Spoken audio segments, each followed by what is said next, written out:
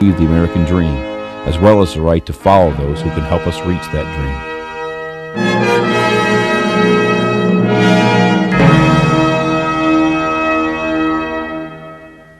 Hi, I wanted to talk to you for a minute about playing a game of chess. A lot of people may not know how to play the game because these different participants all have different parts and they all play differently. Some move straight up and down, some sideways and diagonal, etc. But the game of chess is very interesting, and if you really wanted to learn how to play chess and you learned from someone who knew how to play checkers, would they be a good coach to teach you the game of chess? If you knew someone who was great at dominoes, would they be a good chess coach? If they knew how to play backgammon, world champion backgammon player, would that be a good coach to teach you the game of chess? And that's the question you've got to ask, because most of us have coaches who don't know how to play the game we want to know how to play.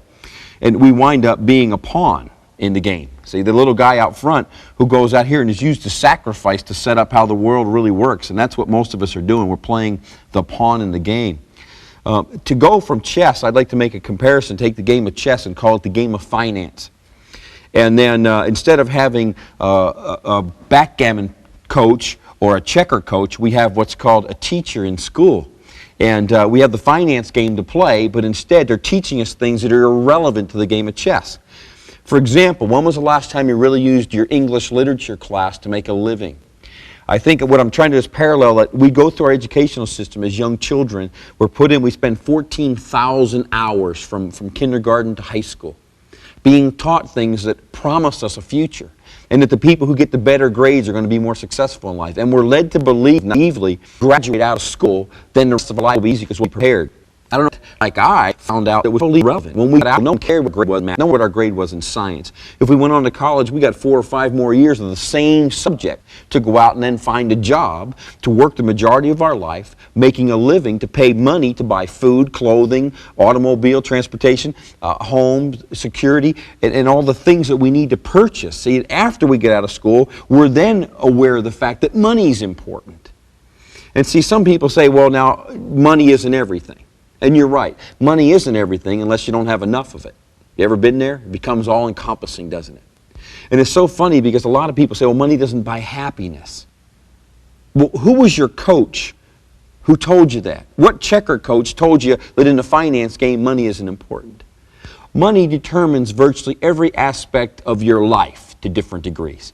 Where you live, who you socialize with, where you go on vacation, the kind of automobile you drive, whether it has safety systems or not, whether you can afford to live in a crime-free neighborhood or crime-filled neighborhood. You've got to look at the aspect of money. We naively were raised to believe it wasn't important.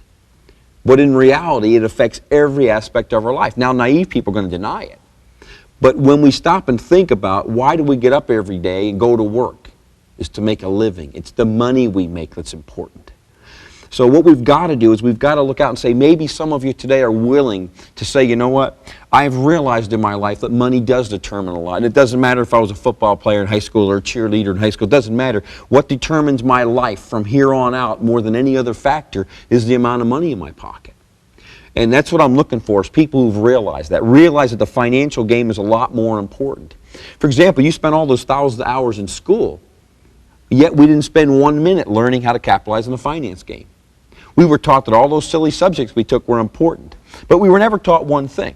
For example, America is a capitalist economic system. And see, according to Webster's New Encyclopedic Dictionary, if we look up capitalism, it's really interesting because the funny thing is, out of all the years and all the hours you spent in school, most of you don't know the definition of capitalism, and you're in a capitalistic society. And y'all remember when the people told you, they said, if you don't know how to spell a word, look it up. How can you look it up if you can't spell it? That's how you look it up.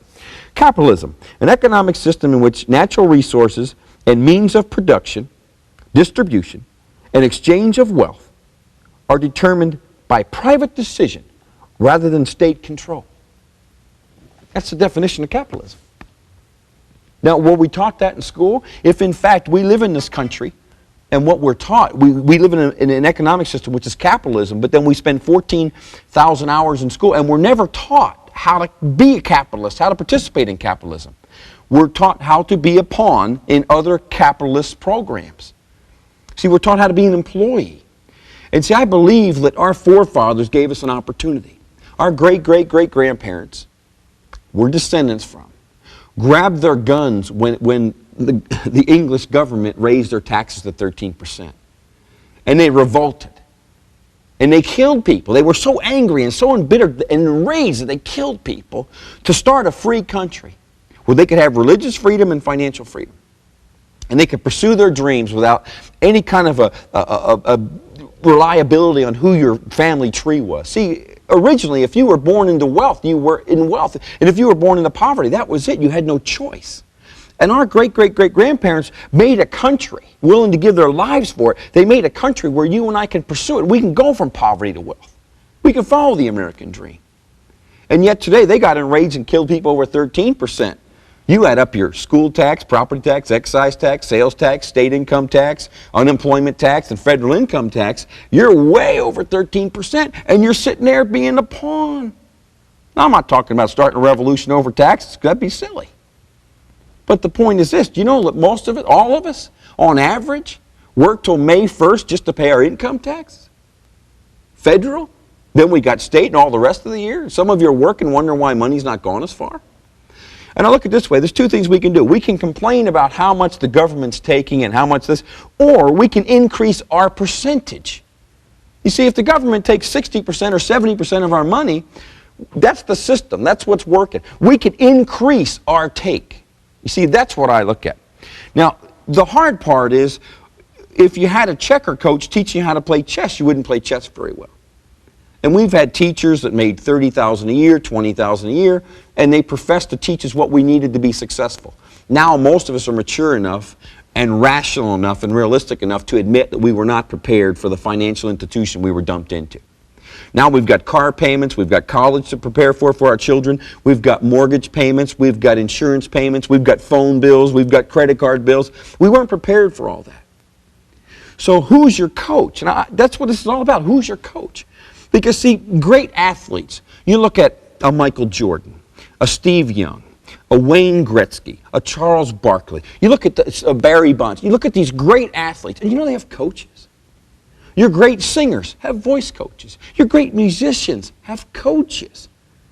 You have all these wonderful, famous people that reach this pinnacle of success that all of us are supposed to idolize have coaches. Yet you and I, the pawns in the game, don't have a coach. Why don't we have a coach? Where's our coaches? We've gotten out of high school, gotten out of college, accepted a job, and accepted the living we were given. And see, I was following that same path too. I found myself working in a lower, economically speaking, lower class department store. And I was an assistant manager in the automotive department, selling tires. And I want you to know, at that time I felt very insecure. I felt incapable of doing anything. I felt very unacceptable, very dumb, all those things. Not that some of you do, some of you don't, but that's not the point of the story. One day, my manager took me in the tire room, our little storage room, and absolutely ripped me apart, telling me how I was too stupid to run a store. I'd never be a manager of a store, that I'd have to accept the fact that the best I'd ever be in as assistant manager because I was making too many mistakes and I was too dumb. And I walked out extremely depressed, as most of us would be. And a part-time salesman who worked for me at the time came up and he said, "What's wrong?" And I probably was all slumped over, looking at the ground, being depressed. And I go, "Well, nothing." He goes, "Come on, what's wrong? I can tell something's bothering you." I said, "Well, Ed just took me in the tire room and just really read me the riot act and told me how stupid I was. I'd never mount anything." And Chuck, this part-time salesman, said, "So?" And I looked at him, I said, "But no, I mean, he told me I'd never mount anything." And he goes, "So?" And I said, "But you understand, I mean, Ed just tore me apart." And he said, "What is it about Ed you admire so much?" And see, if you knew Ed, Ed was way overweight, had real greasy hair, longer than it should have been cut, but he combed it over, and it was not very well kept. He's not a very clean person. He had brown polyester knit pants that he used to always wear, and the screws on the edge of the counter would pull pulls along the pockets, and he had these lines of pulls in his pants. And he drove a beat-up old van back and forth to work, and he would have to put a quarter transmission fluid in to go home and one back to get back to work. And when I stopped to think about it, I said, "There's nothing about it I admire." And Chuck turned around and goes, "What are you listening to him for?" And I was kind of curious. I said, "What do you mean?" He goes, "Listen, if you start listening to Ed, You're going to become Ed. What is it about Ed you admire so much? And I was like, oh my God. And I looked at him, I said, well, what are you listening to him for? And he goes, I don't. I'm here for the money. I began to realize at that point that you become who you follow. You become who you hang around. And so I started looking for people that could teach me the finance game, because the one thing that does make a difference in our lives is the amount of money in our pocket. And I started looking for coaches. And I was so lucky because I left that job, by the way, and I wound up selling stereos.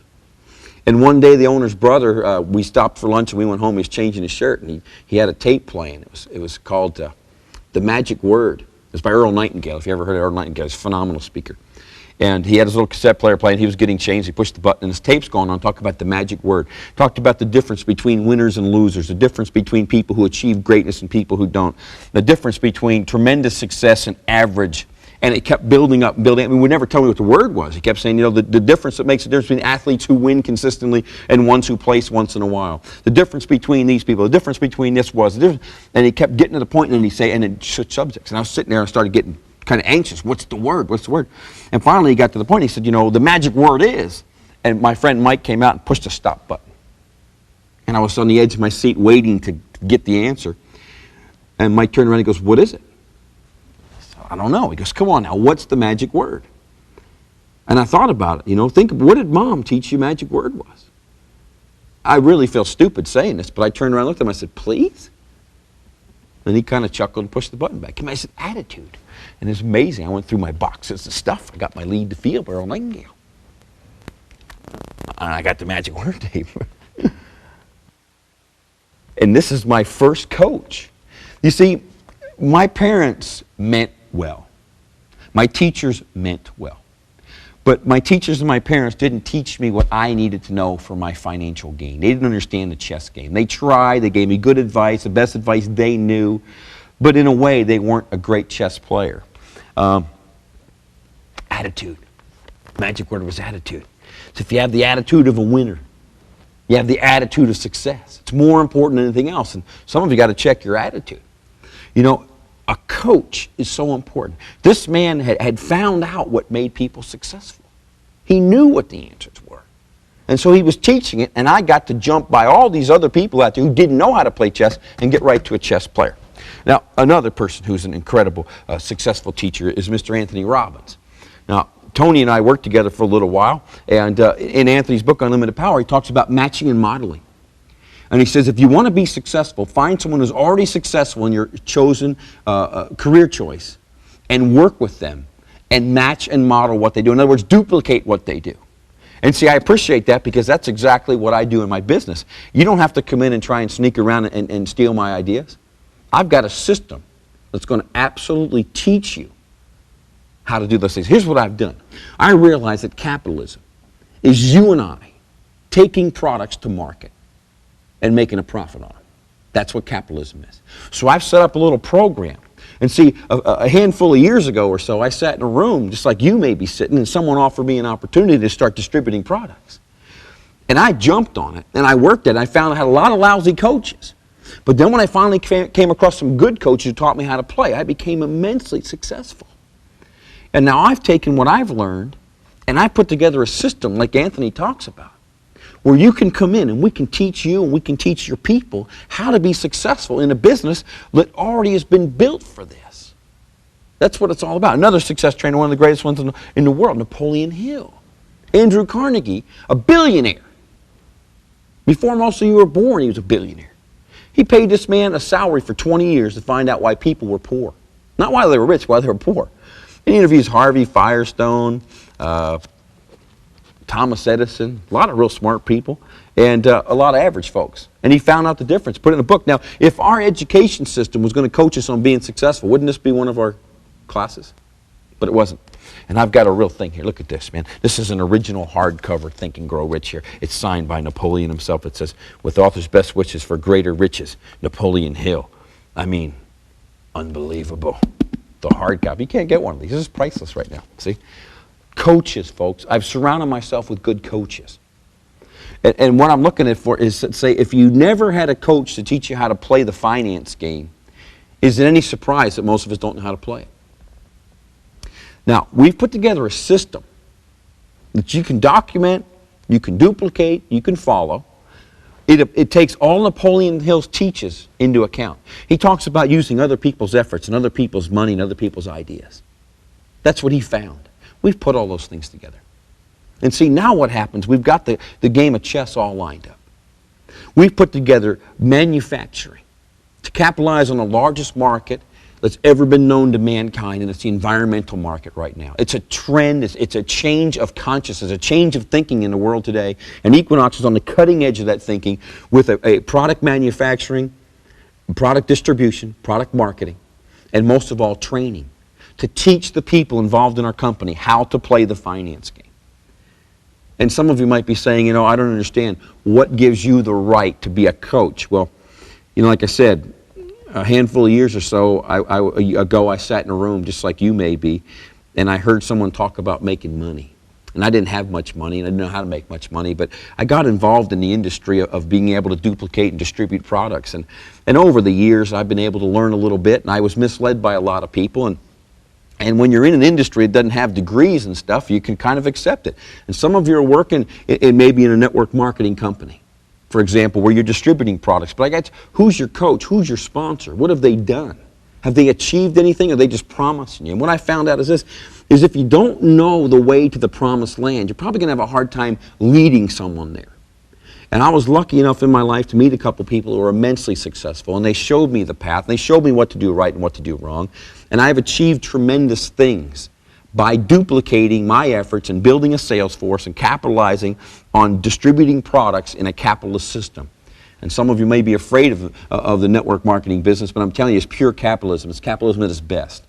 And the reason you're afraid of it is the same reason why people say money doesn't buy happiness, because they never had any money, and all the poor people told them that. But the bottom line is this: if you have a coach that understands how to play the finance game and can teach you how to play it right, it's not the product that makes a difference, it's understanding the capitalist system. And like I said, some of you may be wondering what gives me the right to document. I think as far as that goes, you want to talk about materialistic documentation, you want to talk about achievement, you want to talk about achieving the American dream and getting all the aspects of that dream put together. I've done well, and here's my documentation.